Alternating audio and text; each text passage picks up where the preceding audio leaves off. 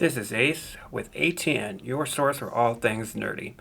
Today I wanted to talk to you about why I'm switching from Diablo 4 to Path of Exile 2. I've been a hardcore fan of Diablo since the first one came out, having thousands of hours over all the games. I pre-ordered D4, even won the Portal to Gamescom competition Blizzard had to test Vessel of Hatred. Sadly, was unable to go due to waiting on my new passport. Regardless to say, I love Diablo. And the last season really grinded the game with my sorceress, getting GA Mythic Uniques and a Fractured Winter Glass with a 0.6-second cooldown reduction on it. I got Vessel of Hatred, waited patiently till the servers worked, and played a bit. But something fell off. Then Black Ops 6 came out, and zombies being a lifelong favorite of mine took precedence. So after a bit into the last season of D4, I picked it up again and played as the Spiritborn. I liked the class overall,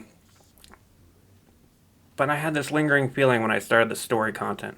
I did not want to believe it and kept playing. Even when I got to what I thought was the end, I was hoping I was wrong. I was hoping this was a joke. It wasn't. It was anticlimactic, and it was as the story did not matter at all. We did not have to face any of the prime evils, let alone the real Mephisto.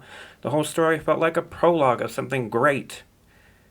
And while I get that they want to do multiple expansions, paying $40 for this without any payoff, for the first time in my Diablo career, it felt utterly empty. I was so shocked and disappointed that I stopped playing. Even with the new season mechanics barely interested me at all.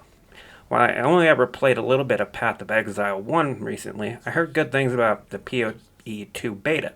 Since it was early access, I would not be late to the game, so to speak. So, I bought the early access and booted it up. Right away, I felt like I got a second win for ARPGs. The story opening seems like a good starting point. A little generic, but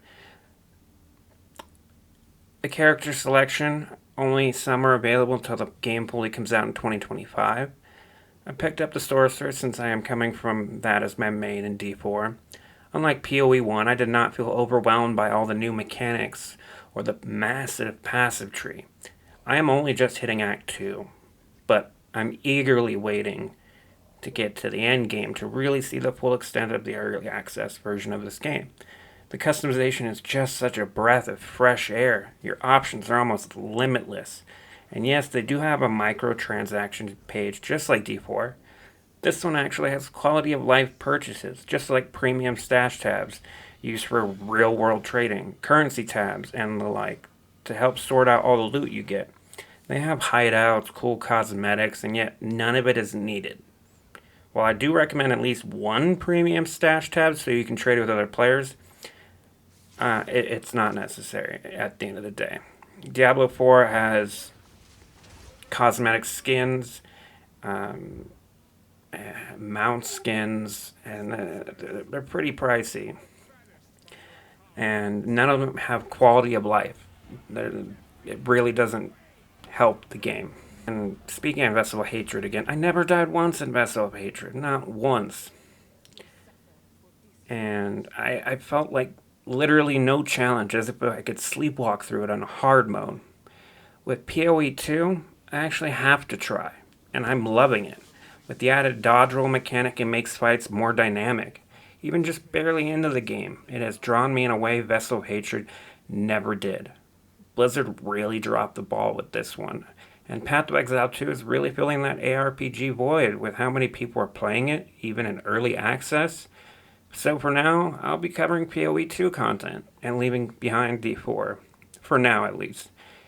Unless they drastically change, I might go back, but Path of Exile 2 is such a breath of fresh air, it'll be hard to go back to anything else.